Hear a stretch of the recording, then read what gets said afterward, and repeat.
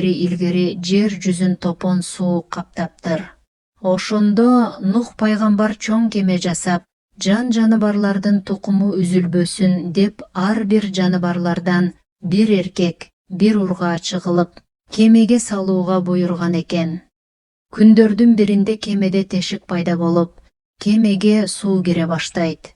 Көрсө аны чычкан тешиптер. Нух пайгамбардын айласы кетип, ким бул тешиктен суу өткөрбөй жаап тура алат деп жар чакырат. Мен суу киргизбей кармап турам деп жылан чыгат. Ошол убадасына бек болуп, топон суу бүткөнчө бир тамчы сууну кемеге киргизбей тосуп турат. Алар акыры кургакка чыгышат. Нух пайгамбар жыландын эмгегине ыраазы болуп, өзүнө чакыртат. Жылан, сага ыраазымын.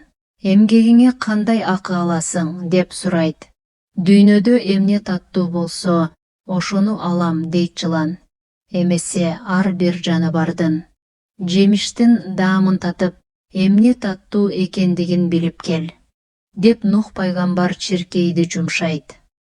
Чиркей бүт ааламды кыдырып, жан жаныбарлардын, өсүмдүктөрдүн даамын татып, кайра келе жатканда, анын алдынан чабалекей тосуп, «Чиркейим, эмненин даамы таттуу экен?» деп сурайт.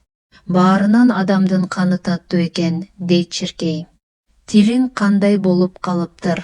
Таттуу даамга кандай болгонун көрөйүнчү». «Тилиңди бери сунсаң», дейт чабалекей. Чиркей тилин суна бергенде, чабалекей анын тилин суруп алат. «Кана, чиркейим, эмненин даамы таттуу экен?» деп Нух пайгамбар чиркейден сураганда, ал кың-кың этип эч нерсе айта албай коет. «Баканын каны таттуу экен деп жатат», деп чабалекей жооп берет анын ордуна. Чабалекейдин сөзүнө ачуусу келген жылан куйругу менен чапканда, чабалекейдин куйругу экиге бөлүнүп калат экен. Ошондон улам анын куйругу эки ача болуп калыптыр. Нух пайгамбар чабалекейдин сөзүнө ишенип, баканы жыланга буйруп коюптур. Ошондон улам жылан бака соруп калат. Эгерде чабалекей болбогондо, жылан адамдын канын соруп калмак экен.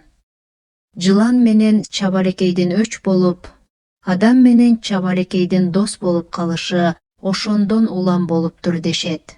Элдик жомок.